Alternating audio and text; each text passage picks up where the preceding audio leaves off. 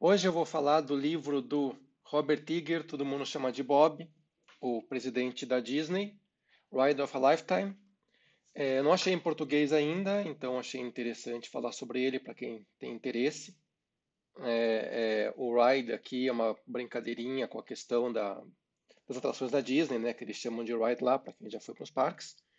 E basicamente é o livro sobre a experiência dele, a carreira, né, na empresa. E eu achei divertido trazer porque é uma empresa que, por estar aí sempre na televisão, no cinema, em quadrinhos, todo mundo conhece, né? E o que ele diz é que ele cansou de responder perguntas sobre carreira e blá blá blá, que vivem perguntando, ele nunca tem tempo de sentar, né, e responder para todo mundo, então ele fez um livro falando sobre carreira e para dar dicas e contando a história dele na Disney, certo? Então, enfim, o livro começa com ele, né, contando que começou na ABC, né, estação de TV nos Estados Unidos, começou de baixo, aquela coisa toda que esses livros de executivo adoram dizer, né? Sempre tem esse papo, ai, comecei de baixo e blá blá blá. Ok, mérito do cara, né?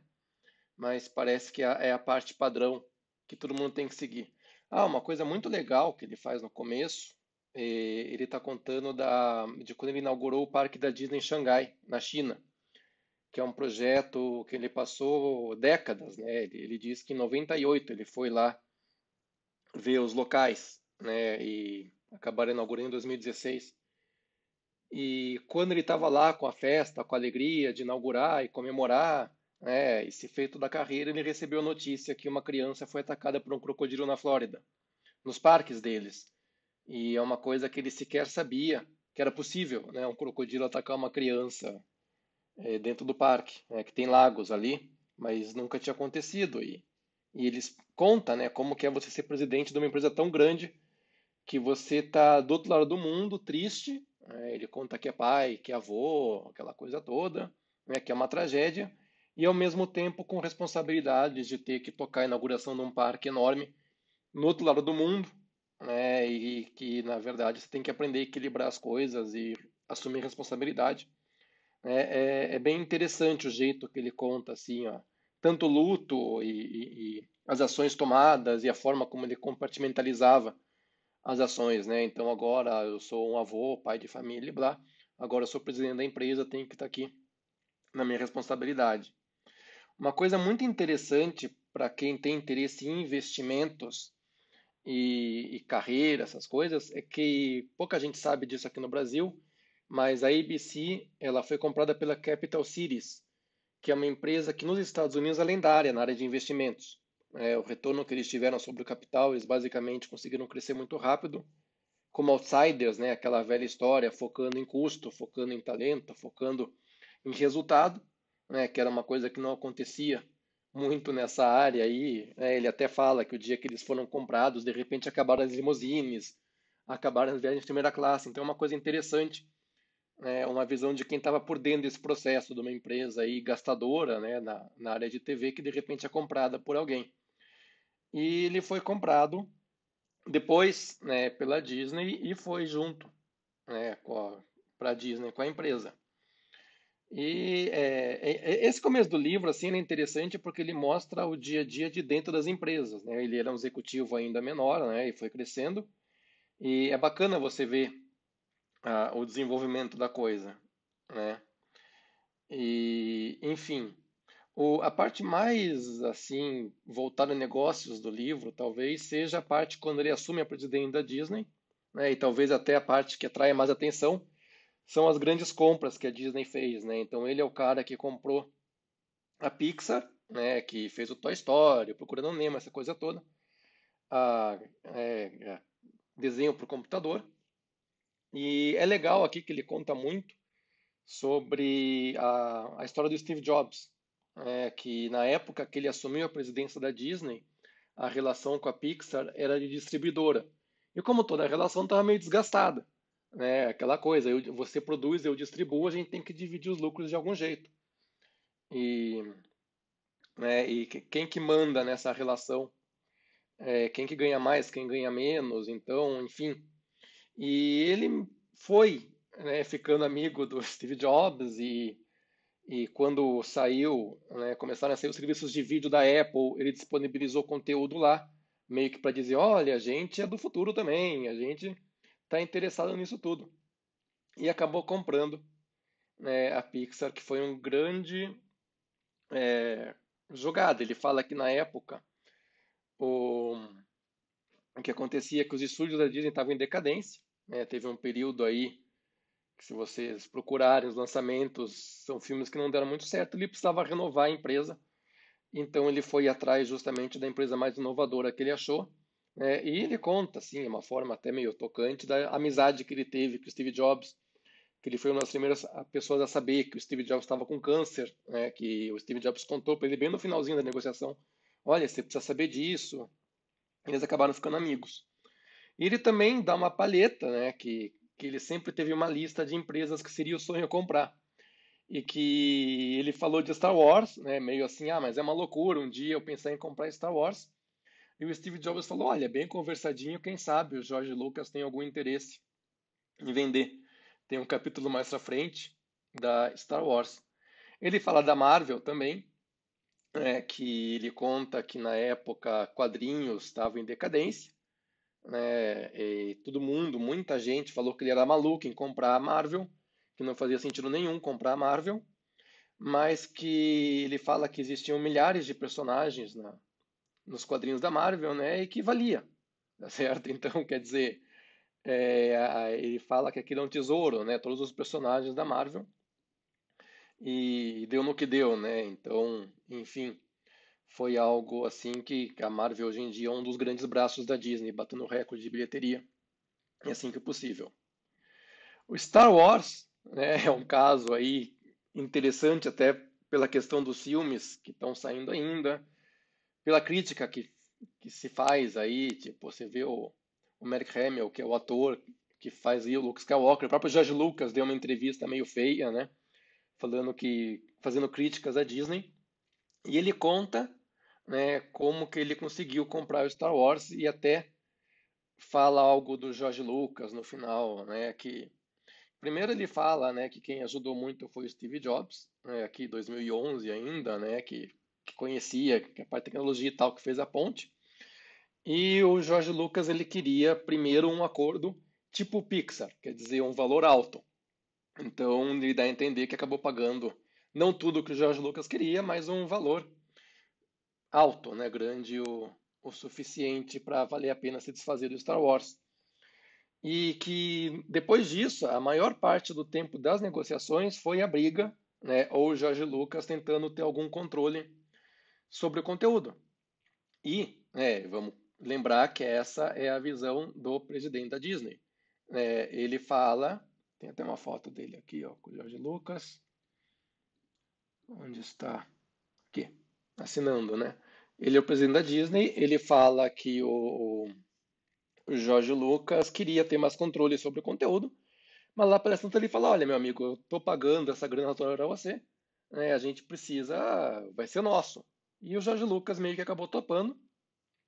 Só que ficaram com um acerto assim que eles conversariam e o Jorge Lucas passou os rascunhos, né, que ele tinha sobre os filmes futuros para o Bob Iger, para Disney, né?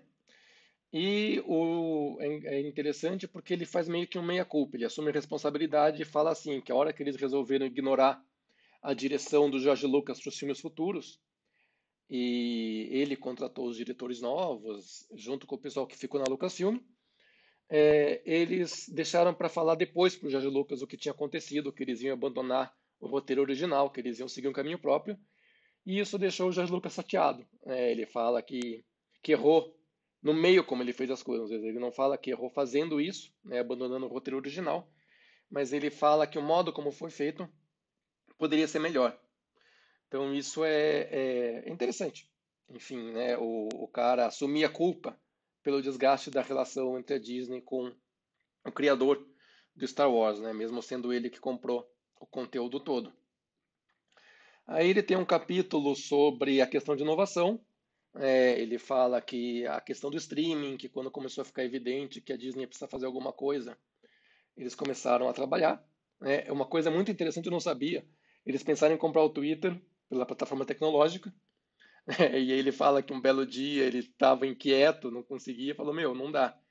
A hora que ele percebeu que a Disney seria responsável por todo o conteúdo político, todas as brigas do Twitter, ele achou que descaracterizava muito a empresa, que não tinha muito a ver com o que ele estava tentando fazer.